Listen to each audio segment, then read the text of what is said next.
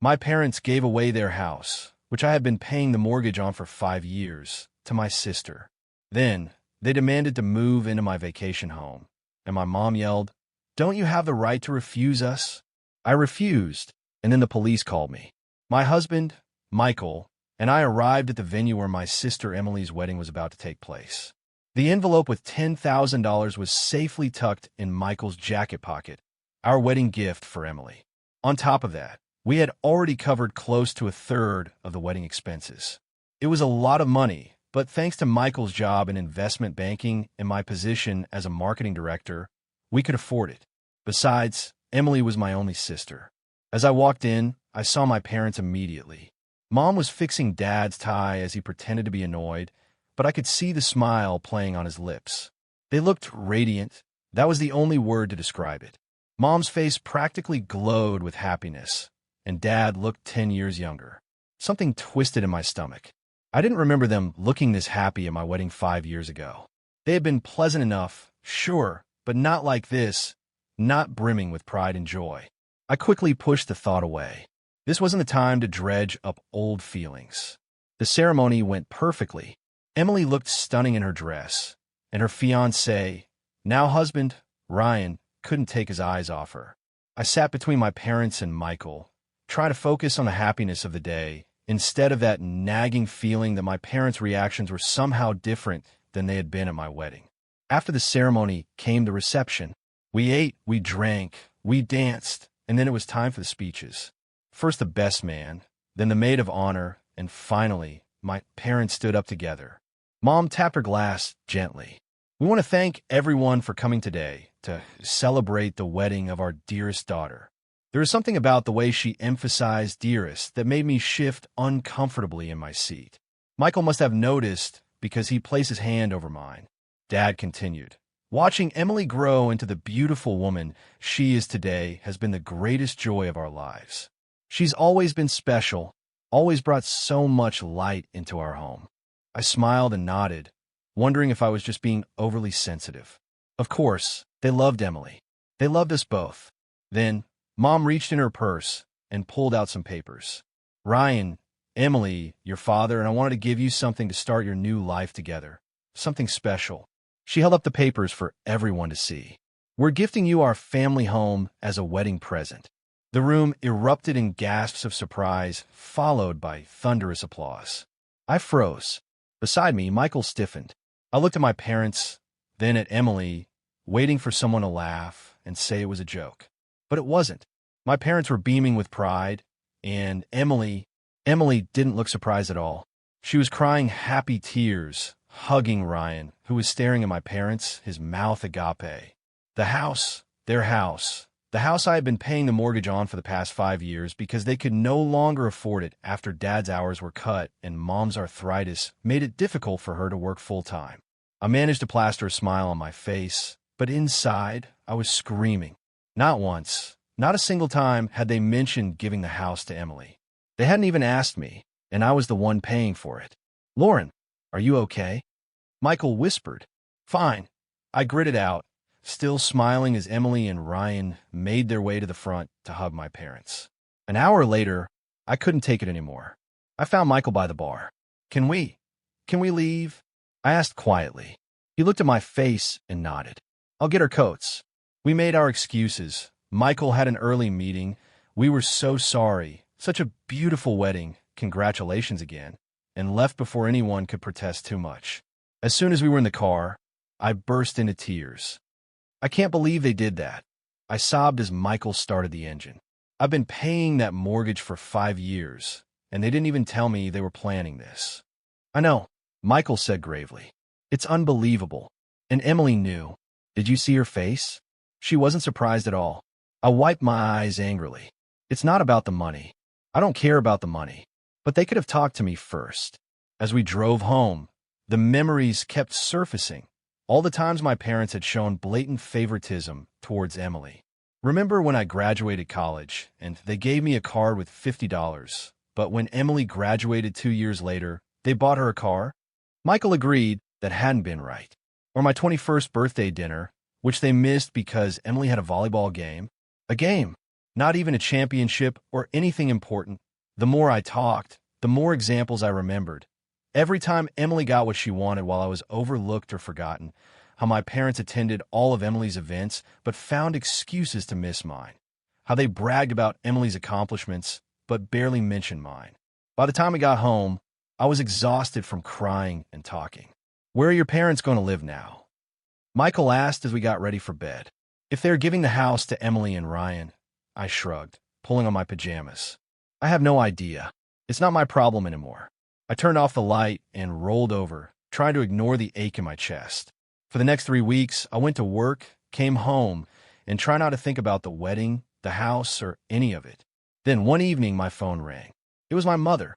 Against my better judgment, I answered. "Lauren, honey," Mom said, as if nothing had happened. "We're having a family dinner this weekend. Your sister and Ryan are back from their honeymoon, and we'd love for you and Michael to join us."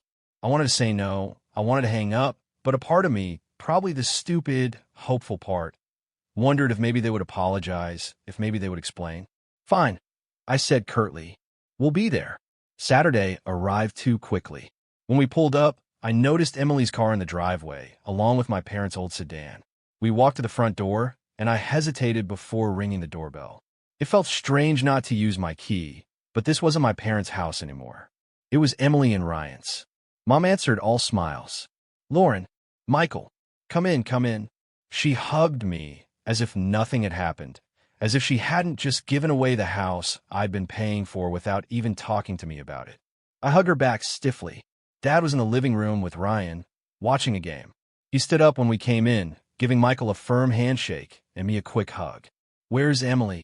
I asked, noticing her absence. "Oh, she's changing the curtains in the dining room," Mom said casually. "She's been redecorating all week." My blood boiled at that. 3 weeks. 3 weeks since the wedding, and Emily was already changing things as if she'd owned the place for years. We moved into the dining room, and there she was, my sister, standing on a ladder, hanging new cream-colored curtains in place of Mom's old blue ones. "Dinner's ready," Mom announced. "Everyone have a seat." We took our seats, me between Michael and Dad, with Mom and Emily across from us and Ryan at the end of the table. The food looked good, Mom's special stew with all the fixings, but I had no appetite. The first 10 minutes were filled with Emily and Ryan describing their honeymoon in Hawaii in excruciating detail. I picked at my food and nodded occasionally, while Michael asked appropriate questions to keep the conversation going. Finally, when Emily paused for breath, Mom cleared her throat. "Well, we want to talk to you about something, Lauren," she said. "As you know, we've given the house to Emily and Ryan as a wedding gift." "Yes, I noticed," I said dryly. Mom continued as if she hadn't heard the edge of my voice. "The thing is, they're a young couple, starting their lives together. They need their own space." I remained silent, waiting for her to get to the point. Dad shifted uncomfortably in his chair. "What your mother is trying to say," he said, "is that we can't live here with them. They need their privacy." "I understand," I said, still unsure where this was going. "So where are you planning on living?" Mom and Dad exchanged another look. I noticed Emily suddenly become very interested in her mashed potatoes. "Well," Mom said slowly, "we've been thinking about it, and we've decided we're going to move into your vacation home. It's the perfect size for us, and it's in such a nice, quiet area." I carefully set down my fork and knife. The vacation home they were referring to was a small cabin I had bought with my own money, even before I met Michael. I had saved for years to afford it, working extra hours and weekends. It was my special place, somewhere I could go to escape the city, and I occasionally let my parents use it when they wanted a weekend getaway. "Let me get this straight," I said, keeping my voice steady. "You gave away your house, the house whose mortgage I've been paying for 5 years, to Emily, and now you think you were just going to move into my vacation home without even asking me first." "Lauren," Dad said, frowning, "be reasonable. Where else are we supposed to go?" "That's not my problem," I said. "You had a house. You gave it away without consulting me, despite the fact that I've been paying for it. And now you expect me to just hand over my vacation home. You don't even use it that much anyway," Emily chimed in. I turned to her, unable to hide my anger now. "Are you serious? It's my property. I bought it with my money. I decide who uses it and when. Mom's face had gone pale. You can't. You're not saying no, are you? That's exactly what I'm saying, I replied. No, you're not moving into my vacation home. Not now, not ever. The table went silent. Then Mom's face crumpled. How can you do this to us? She cried. After everything we've done for you. We're your parents. Yes, and as my parents, you could have thought to discuss this with me before giving away a house that I was paying for and deciding to take over my property. You don't have the right to refuse us. Mom said, her voice rising. We have nowhere to go now. Actually, you do have a house, I pointed out. The one I've been paying the mortgage on for 5 years. But you gave it to Emily, so now it's your problem to figure out where to live. Emily slammed her hand on the table. God, you're so cruel and greedy. You've always been jealous of me because Mom and Dad love me more. You've always been envious of our relationship. I stared at her, stunned by her outburst. Then I turned to her, suddenly calm. If Mom and Dad love you so much, and you love them so much, why don't you let them live here with you? This is a 4-bedroom house. There's plenty of room. Emily's mouth snapped shut. She looked away, finding her plate fascinating again. That's not the point, she mumbled. Ryan and I need our privacy. And I need my vacation home, I replied. It seems we both have needs. My parents started talking over each other, telling me how wrong I was, how disappointing, how selfish. I stopped listening. I stood up and grabbed my purse. Michael, I think we're done here. The next day, my phone blew up with messages and calls from my parents and Emily. I ignored them all. Some called me selfish. Some begged me to reconsider. Some tried to guilt-trip me with reminders of everything they had supposedly done for me throughout the years. I showed Michael some of the messages, and he shook his head in disbelief. I think I need to block them for a while. I can't keep reading this. Do whatever you need to do, Michael said, kissing the top of my head. Take care of yourself first. So I did. I blocked their numbers and social media accounts, at least temporarily. I needed space to think, to process everything that had happened. 2 weeks passed in blissful silence. No calls, no texts, no family drama. Michael and I fell back into our normal routine. Work, home, occasional dinners with friends who didn't try to steal my property. It was nice. I was at my desk, reviewing a marketing campaign, when my phone buzzed with an alert. I glanced down and felt my stomach clench. It was a notification from my vacation home security system. Motion detected. Front door opened. I quickly checked the app. Someone had used a key to unlock the front door, but hadn't disarmed the alarm system. The security company would be calling me any second to verify if it was an authorized entry. Sure enough, my phone rang almost immediately. Miss Wilson, this is Safeguard Security. We've detected an entry at your property on address. Is this authorized? No, I said firmly. I'm not there, and no one has permission to be there. Please dispatch the police immediately. An hour later, my phone rang again. It was an officer from the local police department. Miss Wilson, this is Officer Miller. Yes, we're at your property on address. We have 2 individuals here claiming to be your parents. They have keys to the property, but admitted they don't have permission to be here. I closed my eyes, my suspicions confirmed. Yes, those are my parents, but they have absolutely no permission to be at my house. I understand. How would you like us to proceed? We can remove them from the property, but since they used a key rather than forced entry, it's a bit of a gray area for charges. I'll be driving down there, I decided. My husband and I, we're about an hour away. The drive was tense.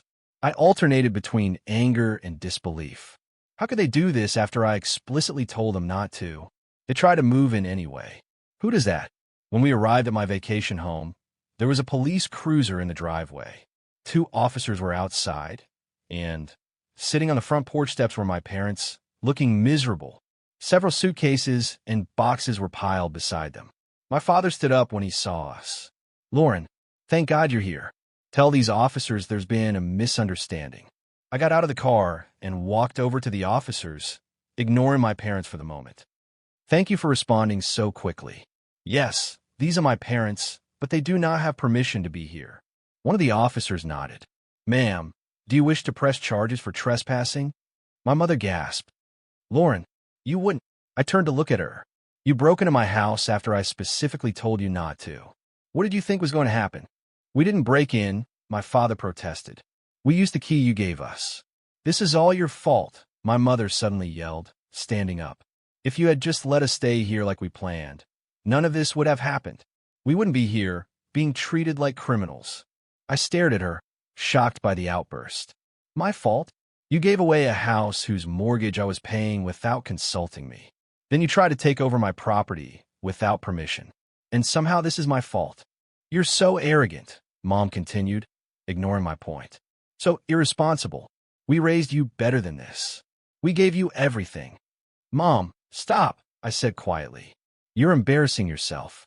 You and Dad just tried to break into my house to move in after I explicitly told you not to, and now you're standing here in front of police officers, yelling at me about how irresponsible I'm being. That seemed to sink in. She snapped her mouth shut, but her eyes were still full of indignation. I turned back to the officers. I'd like to speak privately, please. We stepped away from my parents and Michael. I don't want to press charges against them, I said quietly. They're still my parents, even if they're being absolutely ridiculous right now. But I also can't allow them to stay here. The officer nodded. We understand. Family situations can be complicated. We can take them down to the station for a few hours, give them a stern warning about trespassing, and then release them. Sometimes a few hours in a holding cell can be a good wake-up call. I considered this. That might be the wake-up call they needed. Yes, please do that. I walked back over to where my parents were sitting. The officers are going to take you down to the station for a few hours. I'm not pressing charges, but I want you to understand how serious this is.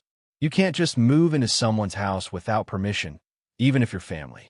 The police car with my parents inside drove away.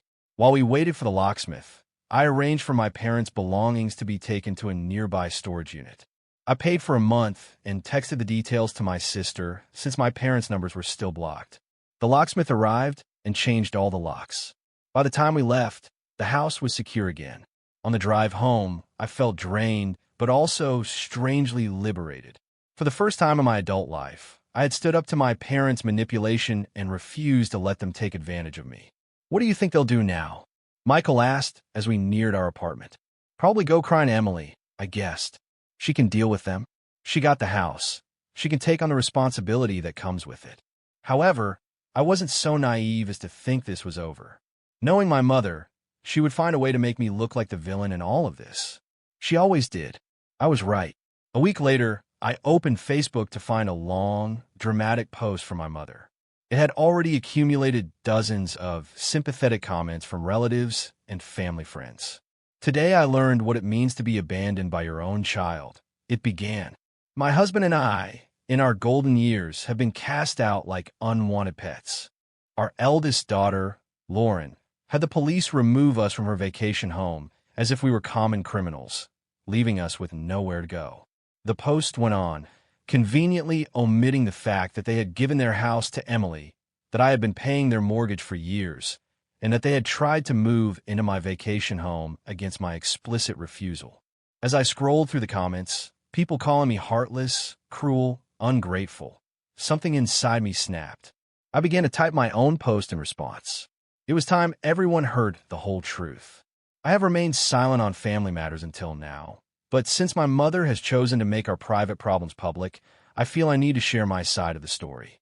Here are the facts that were conveniently left out of my mother's post. For the past 5 years, I've been paying the mortgage on my parents' house because they could no longer afford it due to health issues and reduced work hours. I did this willingly because they're my family and they needed help.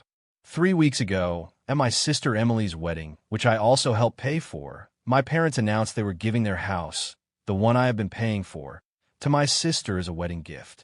They did this without consulting me or even informing me. When I finally spoke to them after the wedding, they informed me they planned to move into my vacation home, again, without asking me first.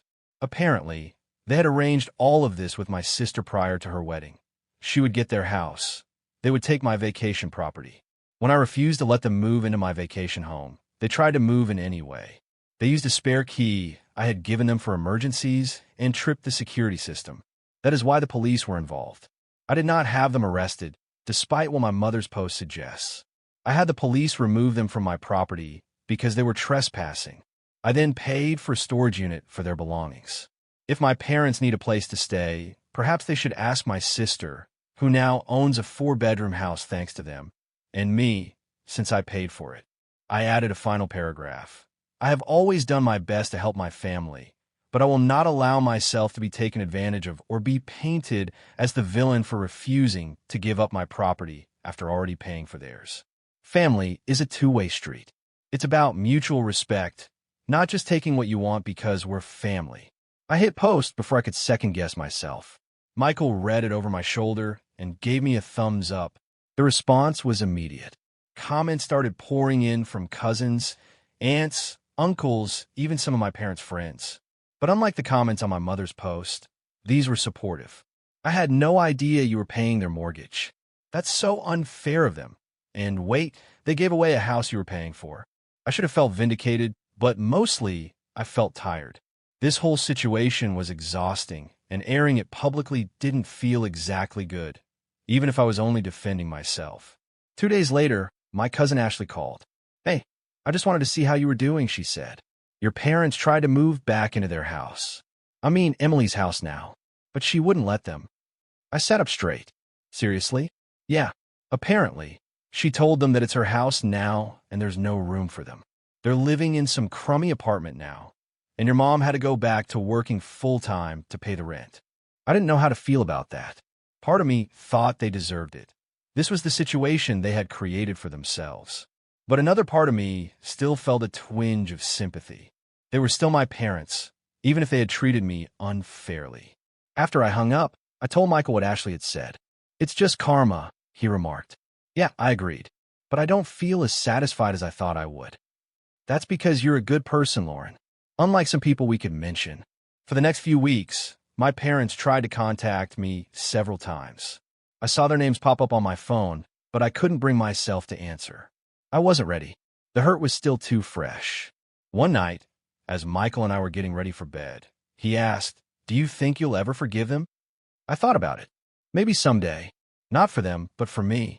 Carrying around all this anger isn't healthy. And Emily, I sighed. That's more complicated. She knew what they were planning. She was a part of it. And then she rejected them when they needed her. "Well, at least now you know where you stand," Michael said, pulling me close. No more illusions about who's important to them and who isn't. He was right. As painful as this whole experience had been, it had ripped away the pretense. I'd spent years trying to earn my parents' approval, trying to be as special as Emily was to them. Now I knew that was never going to happen, and strangely, that knowledge was liberating. The next morning, I saw another missed call from my mother. This time, I let go to voicemail. "Lauren." Her voice was different now, quieter, less demanding. "We made a mistake. A big one. I know you're angry, and you have every right to be. But please call us. We need to talk." I deleted the message without calling back. Maybe someday I would be ready to hear their apology, if that's what they were offering. Maybe someday I would be ready to have them back in my life, on new terms with clear boundaries. But not today. Today, I was still learning to put myself first, something I should have done a long time ago. As for my vacation home, I decided to put it up for rent. The extra income would be welcome, and I liked the idea of the place being used and enjoyed instead of sitting empty as a reminder of everything that had happened.